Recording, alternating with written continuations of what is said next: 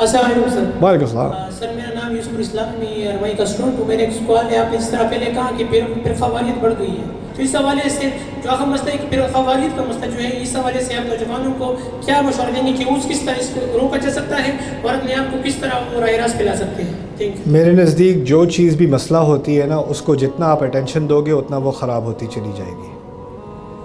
جو کسی بھی قسم کا ایکسٹریم ہوتا ہے نا سوسائٹی میں، اس کو اگر آپ سامنے لا کر کہو یہ بہت بڑا مسئلہ ہے، یہ بہت بڑا مسئلہ ہے، یہ بہت بڑا مسئلہ ہے، تو آپ اسی آگ میں مزید فیول دے رہے ہو. اصل چیز یہ ہوتی ہے کہ اس کا ایک آلٹرنیٹیو چاہیے ہوتا ہے، اس کا کوئی نیا راستہ چاہیے ہوتا ہے جو اس کا مقابلہ کرنے کے بجائے اس کی جگہ اس کا فوکس کچھ زیادہ، اس کی اٹینشن کچھ زیادہ ہو جائے.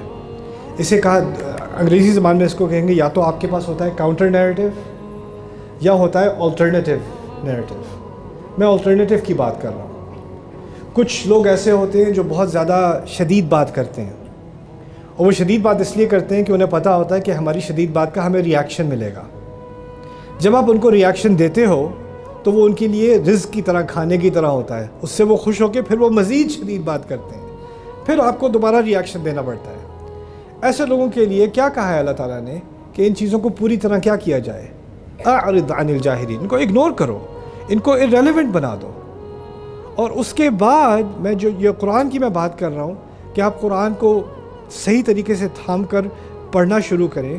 اس میں بھی آپ یہ کر سکتے ہو کہ پہلے آیت تو آپ پڑھ رہے ہو، پھر آپ کو یہ فرقہ کیا کہتا ہے، یہ فرقہ کیا کہتا ہے، یہ فرقہ کیا کہتا ہے.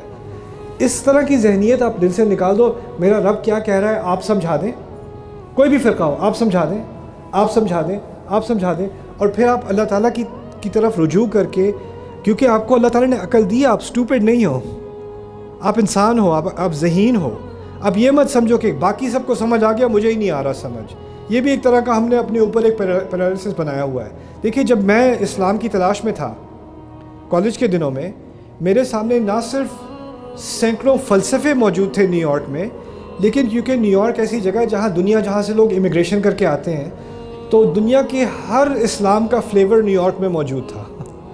ہر فلیور، عربوں کے مختلف فلیورز، تصوف کے مختلف فلیورز، ہمارے دیسی علماء کے مختلف سارے فلیور موجود تھے. اور سب کا ذائقہ لینے، اور جو آپ کہہ رہے ہو نا کہ اب کس کو فالو کیا جائے، کیا کیا جائے، وہ سوال جو آپ کا ہے وہ میرا بھی تھا، میں بھی اس سے گزر چکا ہوں. لیکن ایک چھوٹی سی بات مجھے سمجھ میں آئی. میرے رب نے یہ دعا سکھائی ہے سورۃ الکہف میں، عسیٰ ربی ان یہدینی لاقرب من ھذا رشدا. میری امید یہ ہے کہ میرا رب مجھے جہاں میں ابھی کھڑا ہوں نا، اس سے تھوڑا اور قریب ہدایت کی طرف لے آئے گا، ایک اور قدم قریب. یہ کہنا مجھے اپنے لیے کہ میں ہدایت پر ہوں، اس کا لائسنس ہی نہیں دیا میرے رب نے مجھے بس اتنی کہنے کی اجازت دی ہے کہ میں امید رکھوں کہ ایک اور قدم ہدایت کی طرف لے آؤں، پھر ایک اور مزید قدم ہدایت کی طرف لے آؤں. اور ہو سکتا ہے کہ ایک قدم میں آپ کسی ایک فرقے سے کوئی ایک قدم لے لو اور دوسرا قدم کسی اور فرقے کی طرف سے ہے، اس کی دلیل اس معاملے میں زیادہ قوی ہے. ایسا بھی ہو سکتا ہے. لیکن جب ہم اعتماد پوری طرح اللہ تعالیٰ پر نہیں کریں گے نا کہ وہ ہدایت دینے والا ہے، جو اس کے قرآن کی طرف خلوص دل کے ساتھ آتا ہے وہ اس کو گمراہ نہیں چھوڑتا. ایسا ہو ہی نہیں سکتا. والذین جاہدوا فینا لنہدینہم سبلنا وان اللہ لمع المحسنین. جو بھی ہماری راہ میں کوشش اور جد و جہد کرتے ہیں، ہم ان کو قسم سے ہدایت دے کر رہتے ہیں.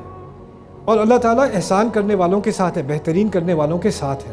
یہ اللہ کا وعدہ ہے، اس وعدے پہ مجھے اعتماد ہونا چاہیے. اور یہ ساری کنفیوژنز، یہ سارے سوال جیسے میں نے کہا تھا نا دراز میں، غائب ہوتے چلے جائیں گے.